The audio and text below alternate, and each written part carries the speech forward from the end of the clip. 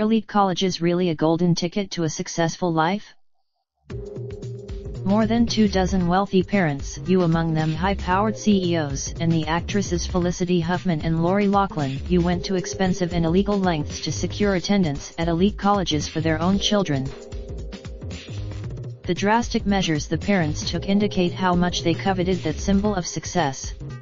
But the federal case, though the allegations are illegal and extreme, to illustrate that what it takes to get into many colleges often has little to do with merit.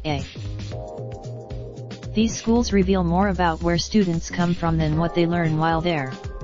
That may explain, while the elite colleges have kind of taken the credit for being the golden ticket, it's really about the golden ticket of getting in, said Antoinette Flores, an associate director for post-secondary education at the Center for American Progress, a left-leaning think tank.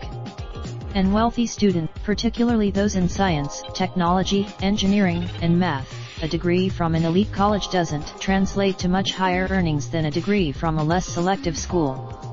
For students who major in business or liberal arts, where you go to school matters. You business majors from top schools make 12% more than those from mid-tier schools and 18% more than their colleagues from bottom-tier schools, for example.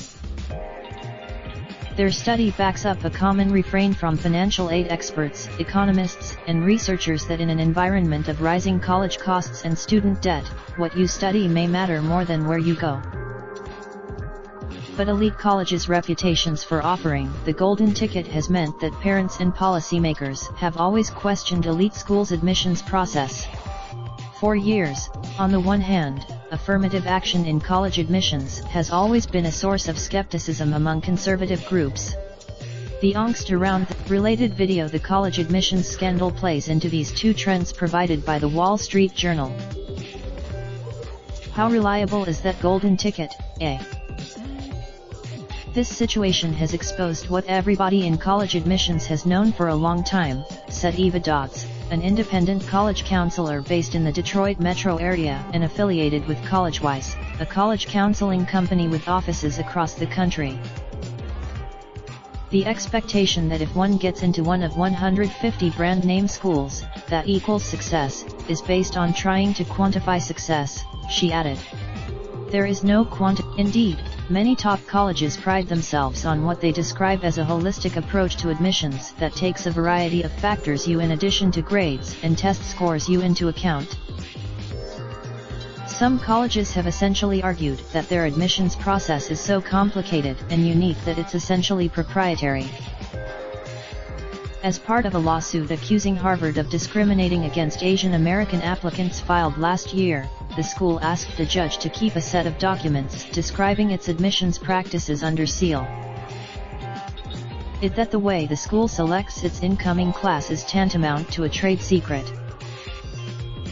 Harvard isn't one of the colleges caught up in the college bribery scandal, and in response to claims in the lawsuit, the school has said it is committed to expanding opportunity to excellence, and to creating the diverse community essential to fulfilling its mission.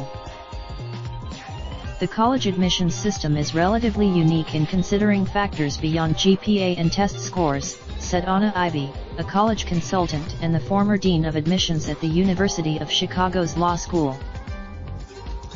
It's difficult to tell if colleges exercise favoritism.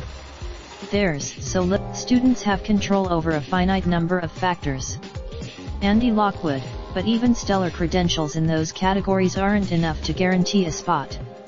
Of the 26, if that doesn't sound competitive enough, nearly 1,000 of those 26,000 domestic applications had received perfect composite scores on their standardized tests, according to documents in the lawsuit. They were competing. College requirements change from year to year. Applicants, however, have no power over who they are competing against, and that changes year to year. The crafting of a college may want someone who can play the cello or the piano. The next year, the bribery scandal will likely raise questions about what's fair for schools to consider, Dodds said. The FBI case showed that a small group of people allegedly hacked a vulnerability in the college recruitment for minor sports, said Jim Jump, the director of college counseling at St. Christopher's School. The ability to play a sport appears to carry a lot of weight, at least at some colleges. Harvard rates app. In addition, the acceptance rate for recruited athletes is about 86% versus 6% for non-athletes, according to an analysis of applications by an economist hired by the organization suing Harvard.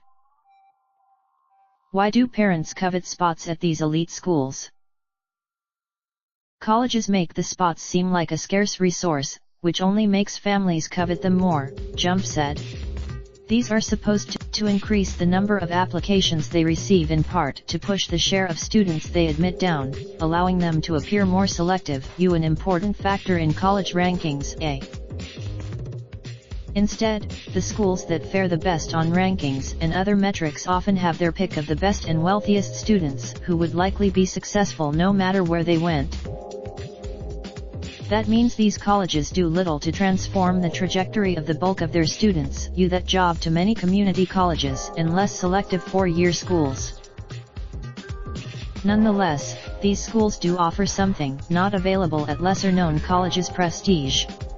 That can be very. Graduating from a top college provides entry into a network that dominates the worlds of finance, politics, media, and a slew of other industries.